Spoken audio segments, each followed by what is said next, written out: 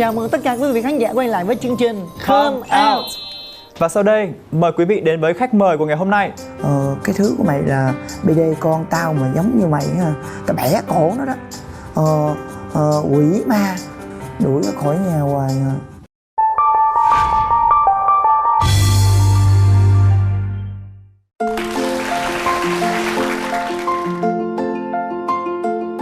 Xin chào em.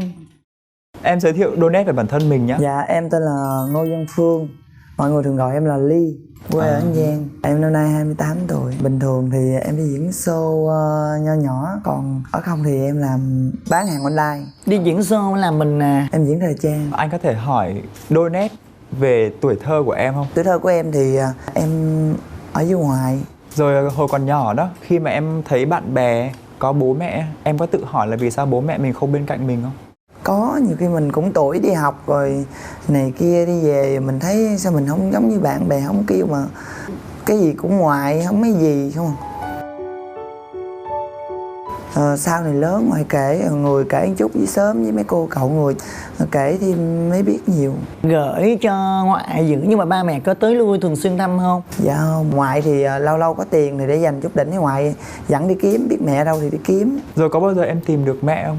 Dạ bây giờ hiện tại cũng biết mẹ, có ba thì kiếm không có. Rất là thắc mắc tại sao lý do nếu như không có tiền nuôi thì vấn đề gửi cho ngoại nhưng thì 1-2 tháng cũng về thăm một lần chứ.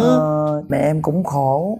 Rồi lúc mà chia tay ba em thì ba em cũng có nhiều lần kiếm đặng nhiều khi đánh đập mẹ em á, cho nên là phải bắt buộc là phải đi.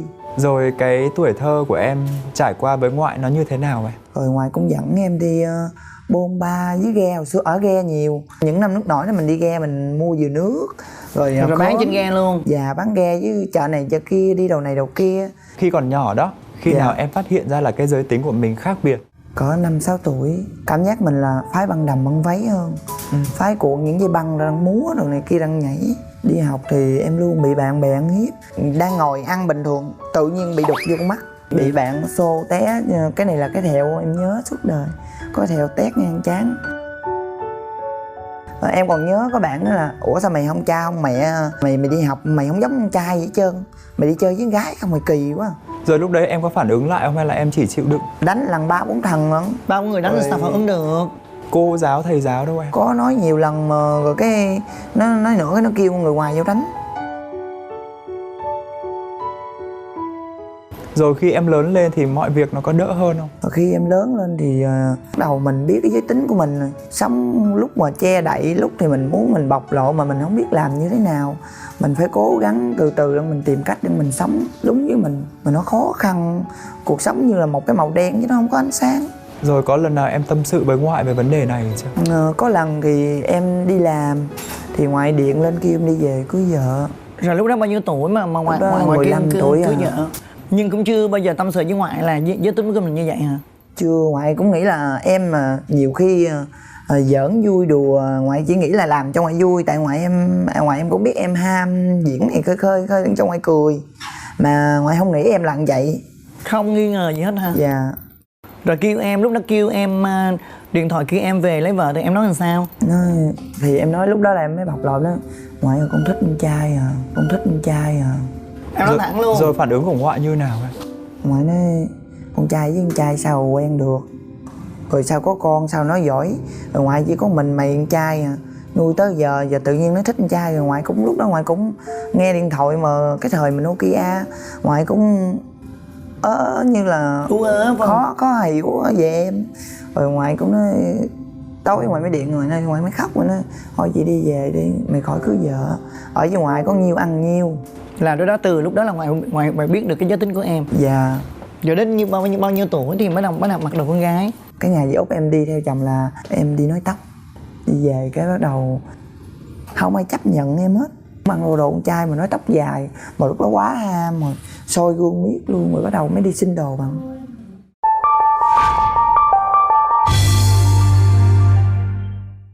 Trong cuộc đời của Ly đó, có cái biến cố nào làm cho nó thay đổi không? Đêm đó em đi chơi với bạn em, xe đạp cùi mà chế đi chơi với bạn, dọn được con gái phái lắm.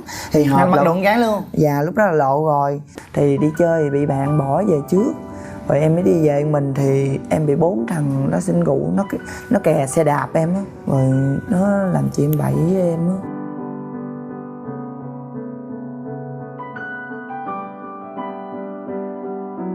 Bốn thằng nó đè ra mà nó kêu mình làm như những gì mà nó muốn á. Em không chịu thì nó đục mình, mà sức con trai mà có rượu nữa, đánh đau lắm. Rồi bắt đầu bà già bà la lên, nó công an tới, công an xã tới thì tụi nó mới chạy. Năm đó là em bao nhiêu tuổi Ly? Năm đó là em 20 tuổi. 20 tuổi. Mới có 20 tuổi thôi. Mà cái đó khủng khiếp lắm. Cái em đi về cảm giác là xấu hổ. Em nằm em suy nghĩ 2 giờ đêm mình cảm giác không có cái gì nữa. Cái đầu em mới đập cái ly, em gạch cái tay em. Em tự tử hả? Dạ em tự tử. Mà thấy cảm giác mà đau quá, máu chảy hoài mà nó không ngưng.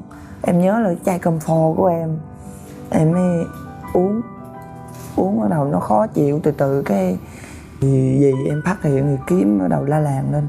Thì lúc mà em hôn mê mơ màng thì ngoài em xíu lên xíu xuống kêu mọi người cứu em vậy đó, cho đến khi em tỉnh là đưa em vô bệnh viện. Dạ. Em ngồi vậy thì em mới hoạt động lại, em mới suy nghĩ chín chắn lại, mình ngu quá.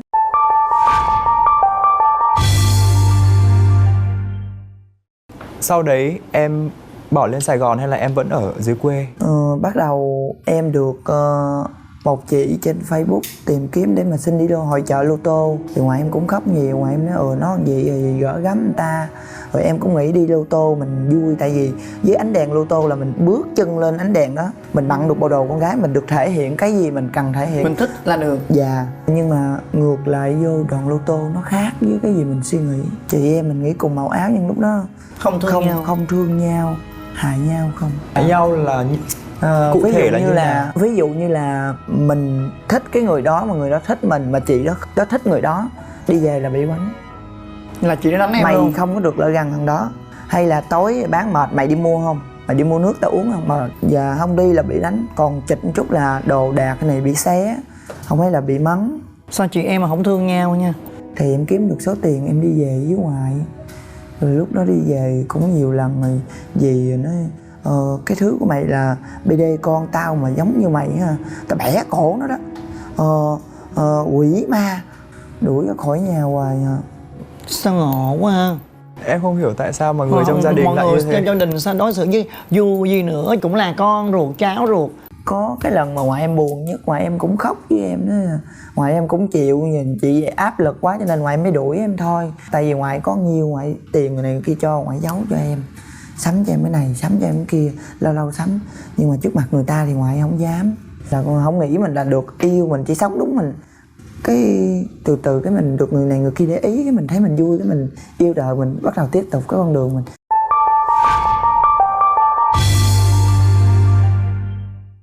Câu chuyện tình yêu nào trong cuộc đời của Ly làm cho em nhớ? Mà một ngày đó em đi chơi với bạn thì cũng dưới quê mà mình không biết nhậu, mà bắt chước nhậu. Cái thì anh đó anh không có thích BD. Anh ngồi anh cũng liếc ngoáy. Qua mấy lần ngồi chung với nhau cái vô tình thì quen. Anh nhìn em cái anh cũng thích sao em cũng biết, cái bắt đầu có tình cảm lúc đó. Bắt đầu nhưng anh đó là lúc trước không thích người ta bảo là ghét của nào gái. trời trao của đó là thật sự. Vậy hả? Dạ. Rồi sau đó em với anh đó có quen với nhau không? Dạ bắt đầu hai đứa tìm hiểu. Rồi đầu giấu mẹ ảnh quen một thời gian, tới nào gia đình biết được thì cấm cản làm nghiêm khắc. Anh em đánh đập. Đánh đập cái anh đó hả? Hai anh em đánh nhau. Thì biết giao dưới quê mà phóng hơn là phim kiếm hiệp, quánh lắm, công an tới kiếm luôn. Hai đứa phải băng đường đồng bỏ về xa lắm mà chạy lắm. Lúc đó hai đứa định uống thuốc sâu tự giận ngoài. Thì là chắc là lúc đó cái anh đó thương em rồi đó. Anh chắc anh thương rồi anh đủ uống thuốc sâu. Ngồi ngoài đám gom dưới quê thường có đám gom như Trầm Mã, định uống sau cái đầu em không chịu. Tới em nói là sao? Không chịu. Em nói bây giờ cái gì cũng phải có mối gỡ, mình chết là mình ngu. Tại vì mình từng tự giận rồi. Rồi đây là hai người trốn đi luôn á hả? Dạ trốn về ngoại, năn nỉ ngoại. Thì lúc đó ngoại cũng khổ, đâu có tiền. Rồi bạn trai em ở chung với ngoại luôn? Dạ ở chung, mình đi làm hồ mà lúc đó chưa xin được việc làm mà ngoại phải nuôi, rồi bị áp lực, ngoại phải đuổi hai đứa đi. Rồi đuổi hai đứa đi đâu? Hai đứa đi xin dưới đít sàn này kia ở. Phải đi Trời xin gì khổ vậy trời. Quá khổ chị ơi. Rồi cái cuộc sống của hai người ở dưới cái sàn. Ở dưới sàn là ở dưới sao? Ở dưới sàn là Sàn cái nhà nhà sàn ta. nhà người ta, nhà cao cao dưới có sàn vậy nè, dàn đất vậy nè. Xin ở dưới đít sàn của người chú của ảnh mà ngay mương thúi. Chị ơi nó thúi dữ lắm mà mũi con nào con thấy nó bự lắm. Khổ như vậy trời. Hơi sạc, chị biết rồi, ngay cái đường mương thúi đi theo nè mà em nằm kế bên mà đâu phải nằm mà đất nó bằng phẳng vậy đâu chị. Đất mà dạng nó ô lên cục nằm đau lắm, chịu không nổi thì nằm tại vì thương nhau thì ôm nhau sống vậy. Ăn cơm mà khóc, ăn cơm không Không có chỗ nào để mà ở, không có xin Không ai cho bà ở con đâu. gì hết hả em? Không ai cho ở. Em còn nhớ cái lúc này mấy anh của ảnh sáng sớm xúc miệng đánh răng xong mới cố tình hắt cái nước đó ngay cái vũng nước thúi đó, ngay cái mương thúi văng vô cái mùng mà mình đang ngủ đó, mà hật lên một cái trời ơi. Mà thì ảnh cũng la lên, anh em đánh lộn bị đuổi đi tiếp tục. Của năm đấy thì em bao nhiêu tuổi và người yêu em bao nhiêu tuổi? Em đó em 21 tuổi, người yêu em 18 tuổi. Rồi mới đùm bọc với nhau đi xin việc làm. Hai đứa đi làm hồ. Có khi hai đứa không có tiền, hai đứa phải đi bắt ốc hái rau ngoài cồn á. Rồi có lần kỷ niệm là lúc đó thèm con tôm, thấy người ta có tôm ăn không có tiền mua. Mà không biết anh Lặng sao cũng trong sọ dừa có con tôm đi về ăn ngon quá trời.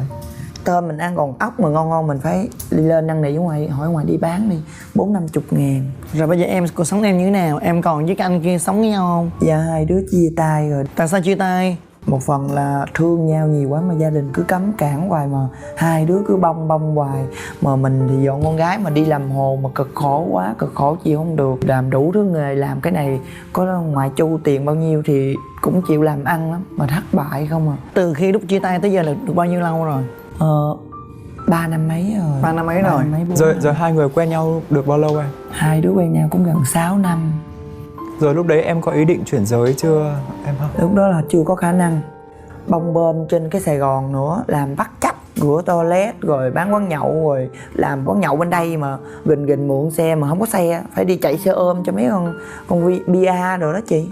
Phải chạy xe ôm. Giờ cái chủ gặp chủ la, mày phục vụ cho tao mà mày làm đủ thứ chuyện hết trơn, mày mượn xe người ta lỡ may bị gì sao. Thì cũng gắng kìm phụ, rồi gắng dành dụm, lúc đó là được một số tiền. Rồi khi nào thì em mới thực hiện được ước mơ của mình? Lúc đó em làm được, dành dụm tiền em đi về làm ngực. Mà cái ngày em đi về á, bị người ta giật cái bị, mất hết nửa phần tiền. Trời ơi em la, em chạy Giật cái theo. bóp tiền đó hả? Giật cái bị của em, mất điện thoại, mất Sao không bỏ vô cái cốp xe? em vừa mua ra mà nó canh sao hay. Tại vì vừa lấy tiền ra, tại vì mình chưa kịp để vô là nó giật rồi. Em đi xin 20 ngàn mà em xỉu lên xỉu xuống. Rồi xin được 20 ngàn đang làm giấy cam kết, chạy xe xin đổ xăng đi về quê. Bây giờ mới kể ở ngoài. Rồi trong kéo dài 2 tháng trời ngoại mới đi hỏi tiền, rồi đi dây đặng đi làm ngực. Hai bà cháu dặn dụm lên Sài Gòn mà nhớ là đếm tiền lắm, tại vì số tiền mấy chục triệu đâu phải đối với ngoại em là một cái số tiền quá lớn. Rồi đi hỏi tiền nữa, hai bà cháu giấu nợ, không có dám cởi ra. Tới giờ xong hết trơn mới nói thôi. Rồi đi phẫu thuật về làm ngực rồi quá mừng rồi. Em làm ngực xong rồi em cứ bắt đầu mình có cái suy nghĩ khác nữa. Mình thấy mình làm ngực xong rồi con người mình không có giống mình không có giống con người mình, nó kỳ nó khác làm sao nữa. Tự nhiên ở trên là con gái mà ở dưới nó không giống con gái. Là muốn làm ở dưới tiếp. Và tiếp tục muốn làm ở dưới. Nhiều khi chị biết không, em soi gương ha, nhiều khi em muốn lấy cái dao em chặt cho rồi tự mình chặt cho đúng, mà mình ấy, mình cho mình đừng có cái đó. Mình thấy nó trong người mình là như cái gì đó nó cứ hành mình hoài, nó nhục nhã cơ thể mình. Rồi đâu em tiếp tục đi lên Sài Gòn, em làm khỏe xong em nói ngoài con lên Sài Gòn em làm, em cài bắt chấp, cài ngày cài đêm. Thì em mới điện tới một bà chị dẫn dắt đi chuyển giới á, là đi làm ở dưới luôn. Dạ đi về. Ngoại đang chơi với mấy bà dì ở xóm thì nói ngoại ơi con đi Thái Lan ở ngoài. Ngoại giật mình, trời tiền đó mà đi Thái Lan trời. Rồi em mới đi bán vàng em, ngoại ơi tiền con, ngoại hết hồn. Ngoại nói số tiền quá trời lớn, sống tới từng tuổi này mà ngoại không có số tiền này ở đâu có, mà ngoại khóc quá trời khóc, run lắm mà khóc. Hai cháu bắt xe tối đi liền. Là hai bà cháu đi Thái Lan luôn. Ngoại gỡ gắm qua cho chị đó đưa đi là ngoại khóc nên khóc suốt. Cái lúc mà mình vô bàn mổ, cái mình lại muốn đi về. Không phải như Việt Nam mà người ta an ủi tinh thần của mình, mà đi qua đó vừa lên mình như là nói chung như một con heo. Người ta giãn hết cơ của mình ra, mà mình đang sững sờ gì không ai nói mình tiếng nào hết. Trấn an mình nó lại kia. đưa mình lên là bắt đầu chùm mặt tay, mình, cột chân vậy. cột tay cột chân mà làm em nói chuyện em khủng khiếp, lột cột lẫn cản mà nó không nói gì, mà cái lúc mà em sợ nhất là cái lúc nó chùm cái tấm vải mình bình thường chùm lên như mình đã chết rồi mà nó giãn ở dưới của mình ra, chịu không thể nào tưởng tượng, nó đau quá. Mở mắt ra mình nghĩ là mình chết rồi, em đau quá, nhìn lại cũng một phần cũng vui, mà lúc đó nó hành quá, Đau mình không quá. dám ăn, nghe lời bà chị dặn mà không dám ăn, nhìn đói tiếp tục. Sao dám ăn? Sợ ăn nó bị không ok, nó bị tiêu chảy này kia, Đúng nó rồi, bị hành đúng vết rồi. thương. Rồi chị biết không, rồi gán uống nước thôi. Ăn cháo được, ăn cháo Dạ. được. Mà ăn ít lắm, không dám ăn nhiều, mà người ta có tiền thì người ta mua đồ này kia ăn nghiêng, còn em không có tiền. Em nằm đó thì người ta nấu thì em ăn thôi. 6 ngày sau cái em yếu bắt đầu em suy sụp, tự nhiên cái đầu em sốt cao, cái đầu mình bị ép ngực, cái nước tiểu mình nó ngưng nữa, mà em đau em la lắm, em tiểu cũng không được, mà vết thương của em nó hành em nói chị à, em không thể tưởng tượng được. Em mới điện gấp rút về em hỏi thăm người này kia đang em kiếm ngoại em, thì ngoại em bên đây xíu lên xíu xuống nghe tin em chị. Cái chị bên đây chỉ nói một câu em nhớ, bây giờ em bị gì có chết em ở đây em cũng đã là hình hài của con gái rồi, mà em điện về em sẽ kéo thêm ngoại em bị bệnh tim với lên máu gì, em như vậy làm ngu. Thì bắt đầu em tắt liên lạc với nhà em. Rồi mấy ngày sau em mới bình thường trở lại? Cũng không gọi là bình thường, nói chung cũng đỡ được chút xíu nào à. Nhưng mà đến ngày là phải về, em đi về là cỡ nào cũng phải khỏe, mình tỏ vẻ khỏe, chứ mình không khỏe người ta lợi tiền gấp đôi cái đó nữa, người ta bắt mình lợi không cho mình về, mà mình đâu còn tiền nữa đâu. Bắt đầu bao nhiêu ngày em xuất viện? Đúng 15 ngày. Trời ơi, 15 ngày là còn yếu lắm. Lên máy bay ngồi thiếu điều như là mình đang đi một cái thế giới khác, mình cố tình mình đàn áp, mình cãi lệnh trời để mình sống sót cuộc đời của mình. Đi về tới Việt Nam ở lời bên nhà bà chị từng đâu dám nói cho ngoại hay. Nên hôm nay mọi người nào mà muốn chuyển giới thì Khánh Chi cũng xin chia sẻ luôn, là mình phải 1 tháng, đúng 1 tháng thì mình hãy về. Tại vì mình về 2 tuần là mình sức khỏe mình rất là yếu và nó sẽ rất là dễ bị nhiễm trùng. Còn không có tiền thì gắng để dành tiền thêm một thời gian nữa, chứ như vậy rất là nguy hiểm. Đến đây là được bao nhiêu năm sau khi em phẫu thuật hết hoàn toàn cơ thể mình? Nói luôn là cũng mới đây à, cũng gần được năm mấy à. Mà bây giờ thì em có thấy mình khỏe hết chưa? Khỏe hẳn chưa? Cảm giác như bây giờ là ngày xưa thì một bao lúa em cũng có thể vác được, còn bây giờ là xương sóc em như là một con cấp bế vậy đó, kêu góp, mà cảm giác là nó yếu đi rất là nhiều, không có chịu được nổi nữa.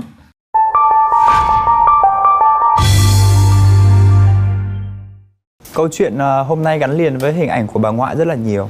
Vậy anh Dạ. xin phép được mời ngoại ngồi lại để nói chuyện với bọn mình luôn. Dạ. Ủa, câu Hà xuất hiện nữa Dạ, hả? hôm Dạ. nay. Và xin mời bà ngoại. Ngoại xúc động quá. Khổ dữ lắm con à, không có tả nổi.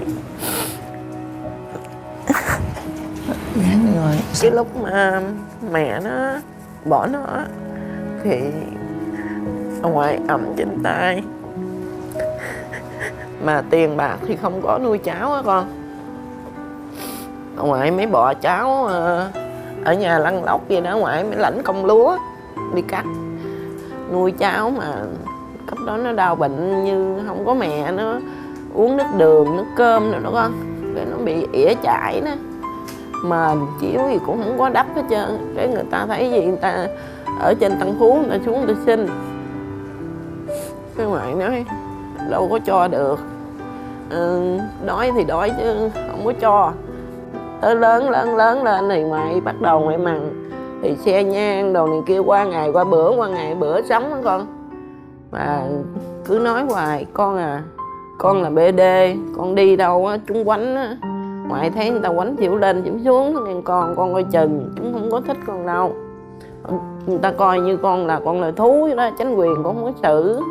Con đừng có cái tánh tham, con không có được lường gạt của ai hết trơn, với cái gì người ta gớt thì con đừng có nghĩ là con lượm lấy người ta khổ lắm nha con. Dạy cấp mà nó đem tiền gì đó con, nghĩ là nó trộm cắp của người ta không à, nó đi hổ thật đó. Con nói đi con nói đi nghe con đừng có lấy của người ta như vậy. Ngoại không thích nghe, ngoại không thích, con không có ngoại, con không có tham, ngoại ơi. Tới chừng nào mà ban đầu mổ vú thì hai bà cháu được 40.000, mà hai bà cháu gói phải 40 triệu mà hai bà cháu gói đi lên thành phố cho người ta giật. Rồi tới chừng nào mà hỏi thật vú rồi đó, nó ra nó ôm ông ngoại ơi ngoại mà ngoại khóc quá trời khóc. Hồi đó tới giờ đâu có ai mổ gì, sợ nó chết không à. Ngoại cho phép con hỏi là bây giờ khi mà thấy Trúc Ly thành một người con gái hoàn toàn như vậy, cái điều ngoại lo lắng cho cuộc sống của Trúc Ly nhất là gì ạ? Bây giờ ngoại lo lắng là chắc nó cũng không có sống được lâu, ngoại lo bao nhiêu vậy đó. Tại vì nó yếu quá yếu. Ăn uống thì trên này nó tiền nó mằng tháng thì chạy ra tiền này kia tháng 3-4 triệu. Nó nhịn ăn. Cái ước mơ về tương lai của em là gì? Cho em và cho cả bà của em nữa. Ước mơ tương lai của em là em cũng nói với ngoại em là có một cái nhà nhỏ thôi ở dưới quê, rồi đi về ở với ngoại, chứ rồi làm được em đang ham mở cái gì đó em bán rồi lai gai rồi sinh em bé về nuôi. Nhiều khi em cũng gái trong bụng là gái cho con kiếm tiền dư được mớ, thì có nhắm mắt chết thì cũng để lại cho ngoại được cái gì đó, chứ đừng có để mà người ta nói ngoại nhiều quá.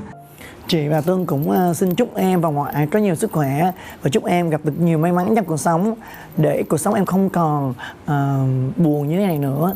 Nghe qua câu chuyện của em thực sự chị rất là xúc động. Dạ em cảm ơn anh chị. Cảm ơn ngoại, cảm ơn Trúc Ly đã đến với chương trình. Và bây giờ thì thời lượng của chương trình đã hết. Cảm ơn quý vị đã theo dõi chương trình và xin mời khán giả hãy xem chương trình Come Out sẽ bước ra ánh sáng được phát sóng vào lúc 8 giờ sáng thứ hai hàng tuần trên kênh YouTube của MCV Media và cổng thông tin Mnet Buzz. Bây giờ thì xin chào và hẹn gặp lại.